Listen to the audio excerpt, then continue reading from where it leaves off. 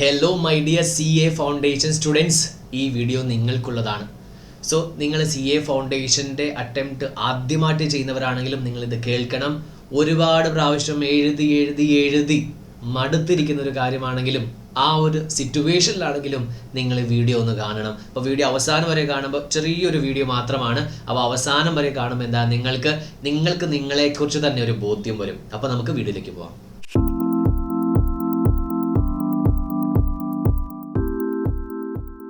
പല സ്റ്റുഡൻസും ചോദിക്കുന്ന ചോദ്യമാണ്, സാറേ ഞാൻ കഴിഞ്ഞ പ്രാവശ്യം എഴുതി സാർ തോറ്റു സാർ, അതിന് മുമ്പ് എഴുതി തോറ്റു സാർ, 4ാമത്തെ 5ാമത്തെ അറ്റംപ്റ്റാണ് സാർ, എത്ര നാളെന്ന് വെച്ചിട്ടാണ് ഞാൻ ഇതിൻ്റെ പുറകെ നടക്കുക, ഞാൻ വേറെ എന്തെങ്കിലും പഠിക്കാൻ പോവുകയാണ്. ഓക്കെ, അപ്പം ഞാൻ ആദ്യമേ ചോദിച്ചോട്ടെ, so what is your age?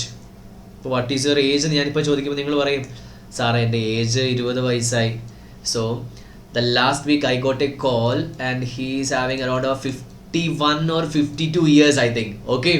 And he saying that, sir, I want to pursue CA course.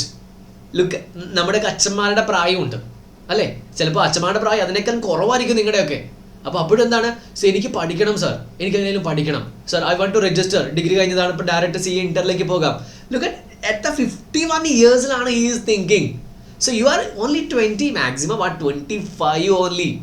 Correct അല്ലേ? എൻ്റെ ഏജ്, നിങ്ങളുടെ ഏജൊക്കെ എന്താണ്, വളരെ ചെറിയൊരു ഏജാണ്. അപ്പോൾ നമ്മൾ ഇപ്പോഴേ എന്താണ്, അയ്യോ സാർ ഇല്ല സാർ എൻ്റെ age, what is the problem? Correct. അപ്പോൾ നമ്മുടെ ഈ ഒരു ഏജിൻ്റെ കാര്യം പറഞ്ഞിട്ട് അപ്പോൾ നിങ്ങൾക്ക് ഒരു കാര്യം ചെയ്യണം. നിങ്ങൾക്ക് ഇപ്പോൾ എന്താണ് CA ഫൗണ്ടേഷൻ, അത് ഈ CA ഫൗണ്ടേഷൻ എക്സാമിനേഷന് മാത്രമല്ല പറയുന്നത്, ഏത് കാര്യവും ആയിക്കോട്ടെ നമ്മൾ ആത്മാർത്ഥമായിട്ടാണോ ശ്രമിച്ചതെന്ന് വളരെ ഇമ്പോർട്ടൻ്റ് നോക്കണം. ഏജ് ആർക്കാ പ്രശ്നം? നിങ്ങൾക്ക് പ്രശ്നമല്ലേ? നിങ്ങൾക്ക് പ്രശ്നമല്ല, പിന്നെ ആർക്കത് പ്രശ്നം? നാട്ടുകാർക്കാണോ? ദ പബ്ലിക്കിനെയാണോ? You are going to prove the public that you are doing something. Clear? So don't look at your age. This examination, May 2025 examination, അത് നിങ്ങൾക്ക് ഏജുമായിട്ട് ഒരു ബന്ധവും ഇല്ല.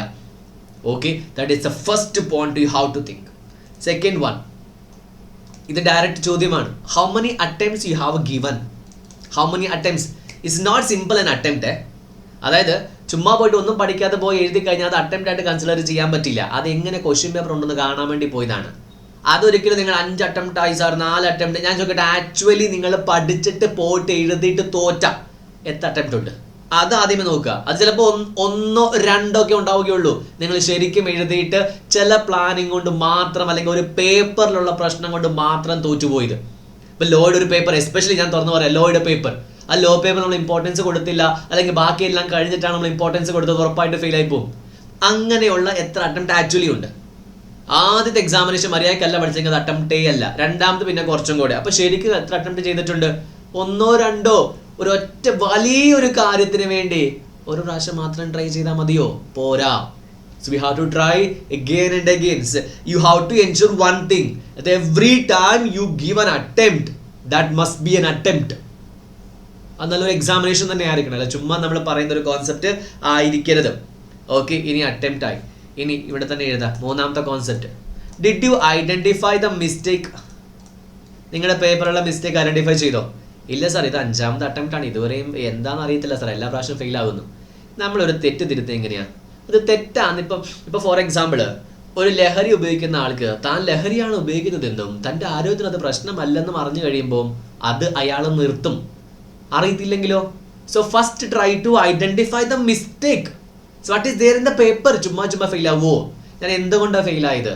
കുറേ മാക്രോ എൻവിറോൺമെന്റ് സിറ്റുവേഷൻസ് ഉണ്ടാവും. ഓക്കെ, അത് വീട് പേപ്പറിലുള്ള പ്രശ്നം എന്താണ്? അതിന് നമ്മളൊരു വീഡിയോ ചെയ്തിട്ടുണ്ട്, how to get the certified copies. So you can just look at the video and you will find how to get your certified answer sheet by paying only ₹10. You can follow that video. You can, if you have any doubt, you can just ask me. Okay, clear ആണോ? So what mistake? Certified copies മേടിക്കാം. ഇനി സാറേ, I'm not interested, I'm going to go for a degree. ഇവിടെ ഞാൻ ഒരിക്കലും ഒരു കോഴ്സിന് തരം താഴ്ത്തുന്നതല്ല, but I'm saying the fact, actual situation. Okay, you are going to pursue the degree. How many it will take? 4 years it will take. Okay, clear? You are going for a degree and you are going to take the exams and all. Okay, 4 plus 2 6 years. You take 6 years. നമ്മൾ CA foundation drop ചെയ്യുന്നു, നമ്മൾ degree എല്ലാം complete ചെയ്ത് ഒന്ന് നല്ല രസമായിട്ട് നമ്മൾ complete ചെയ്യുന്നു. ഓക്കെ, ഡിഗ്രി ആയിട്ട് നമ്മുടെ ശമ്പളം എത്രയാണ്? ഡിഗ്രി ആയിട്ട് നമ്മുടെ ശമ്പളം ഒരു 15,000 rupees to 20,000. ഞാൻ ലൈവായിട്ട് കാൽക്കുലേഷൻ ചെയ്യാം. ഓക്കെ, ഒരു മാസം 20,000. ഓക്കെ, ഒരു മാസം 20,000. ഓക്കെ, 12 മാസം നമുക്ക് 2,40,40,000 രൂപ നമ്മുടെ ഇൻകം. ഓ ഗ്രേറ്റ്. ഇൻറ്റു നമുക്ക് അതിനുശേഷം നമ്മൾ വർക്ക് ചെയ്യുന്നു കറക്റ്റാ. നമുക്കൊരു 4 years നമ്മൾ വർക്ക് ചെയ്യുന്നു. അപ്പോൾ into 4 9,60,000 9,60,000 എത്ര വർഷം നോക്കിക്കേ.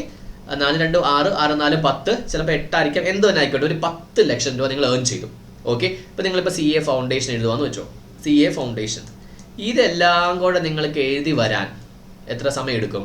പോട്ടെ, നമ്മളിവിടെ ഡിഗ്രിക്ക് 6 വർഷം കൊടുത്തല്ലേ, നമ്മൾ മിനിമം ഒരു 5 വർഷമെങ്കിലും കൊടുക്കണമല്ലോ. 5 വർഷം കൊടുക്കുന്നു. അതിൻ്റെ കൂടെ നിങ്ങൾ എന്താണ് ഇന്റർ പാസ് ആയതിനു ശേഷം നിങ്ങൾ ഡിസ്റ്റൻസ് ഡിഗ്രി എടുത്തോ, ഇഗ്നോയുടെ എന്തെങ്കിലും, ഞാൻ റെഫർ ചെയ്യുന്നതല്ല ഇഗ്നോയുടെ എന്ന് പറയുന്നത്, ഇഗ്നോയുടെ ഒരു ഡിഗ്രി എടുത്തോ. അപ്പോൾ അവരുടെ ഡിഗ്രിയും കിട്ടി, നിങ്ങളുടെ CA നിങ്ങളുടെ കംപ്ലീറ്റ് ചെയ്ത് എത്ര വർഷം? 5 വർഷം.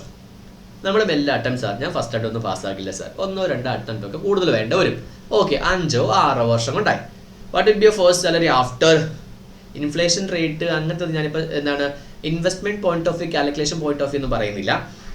U may earn 1 lakh rupees. ഇപ്പോൾ തന്നെ ഏൺ ചെയ്യുന്നുണ്ട് സ്റ്റാർട്ടിങ്, അതായത് 1 lakh rupees per month. Okay, 12 lakh rupees എടുത്ത 7th year. Okay, 1,20,000 12 lakh.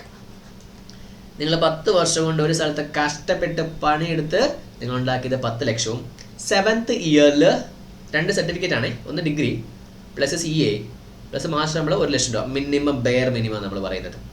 അപ്പോൾ ഇവിടെ ശരിയാണ്, നിങ്ങൾക്ക് എന്താ ചെയ്യേണ്ടത്? നിങ്ങൾക്ക് മരിക്കുന്നോടും വരെ എന്താണ് കഷ്ടപ്പെട്ട് പണിയെടുത്ത് ജീവിക്കണോ, അല്ലെങ്കിൽ കുറച്ച് വർഷം കഷ്ടപ്പെട്ടിട്ട് നല്ലൊരു സ്കിൽ ഏൺ ചെയ്യണോ?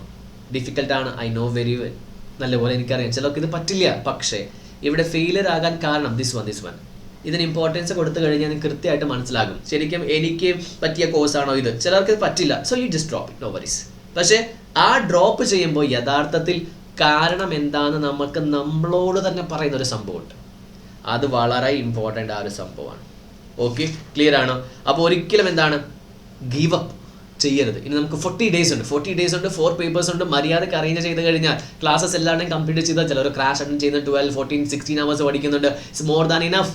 ഫസ്റ്റ് അറ്റംപ്റ്റ് ചെയ്യുന്നവരാണെങ്കിൽ okay, just go and write and look at the paper. 40 ദിവസമുണ്ട്. നിങ്ങൾ ജയിച്ചു കഴിഞ്ഞാൽ ആരും സന്തോഷിക്കില്ല, നിങ്ങൾ തോറ്റു കഴിഞ്ഞാലും ആർക്കും വിഷമമാകില്ല. നിങ്ങൾ തോറ്റു കഴിഞ്ഞാൽ നിങ്ങൾക്ക് വിഷമമാകും, നിങ്ങൾ ജയിച്ചു കഴിഞ്ഞാലോ നിങ്ങൾക്ക് മാത്രം സന്തോഷമാകും. ഈ 4 സിനാരിയോ നോക്കുമ്പോൾ പോസിറ്റീവ് ഉള്ളത് ഒറ്റ സംഭവം മാത്രമാണ്. ഏതാ? നിങ്ങൾ ജയിക്കുമ്പോൾ നിങ്ങൾക്കാകുന്ന സന്തോഷം മാത്രമാണ്. അതിനുവേണ്ടി ശ്രമിക്കണം. Don't try to prove someone.